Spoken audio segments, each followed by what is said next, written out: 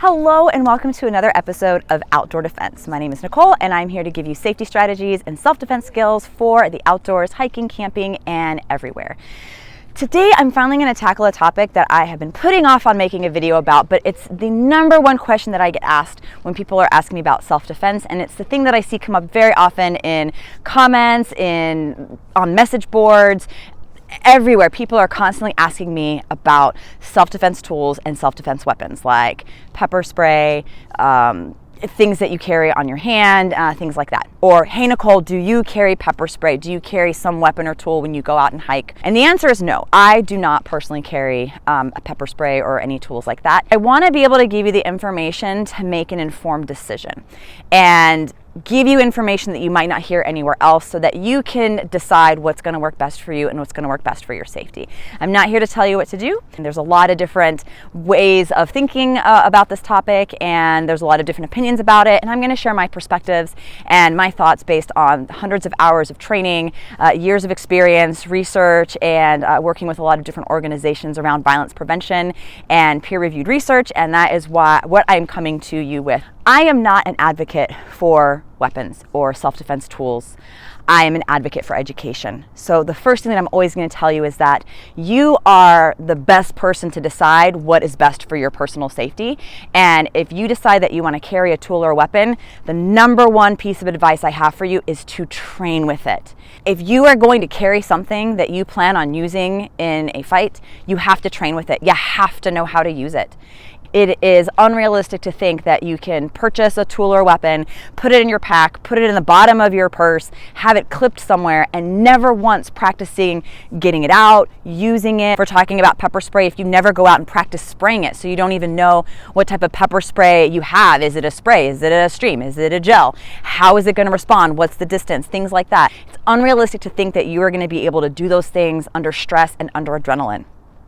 So, adrenaline, let's talk about that. Adrenaline affects you when you are in a stressful or dangerous or traumatic situation. And how adrenaline affects your body is it reduces your logic and reasoning, and it reduces your fine motor skills. Things like using your fingers, your hands, opening a door, getting your keys out to unlock something, manipulating anything that is considered a fine motor movement. And adrenaline increases your ability for gross motor movements, things like running away, and things that don't require a lot of fine articulated movements. So if you are not practicing with whatever tool you plan on using, then it may not respond the way you're expecting it to respond when you're under stress and you're under adrenaline, okay? So you may drop it, you may not be able to get it out quickly enough, and instead of focusing on what the threat is and this person and focusing on the tools you already have on your body and your voice, now you're splitting your focus trying to find this object that you're hoping now is going to save you instead of putting your safety and security into yourself. So if you are going to carry something, you have to train with it. If you're going to have it as part of your pack, practice getting it out and using it, understanding what that's going to feel like. Second thing is that if you're going to bring a weapon or a tool into a fight, it can be used against you. That is just a real fact that you have to accept that is a possibility, and keep that in mind if you're using something. And if you're bringing a weapon or tool into a fight that otherwise did not have a weapon or tool, now you're in a weapons fight. And now if you are adrenalized and the weapon is taken away from you, or it's dropped, or in some way you lose control of it and the other person gets a hold of it, well, now they have the potential of being able to use it against you.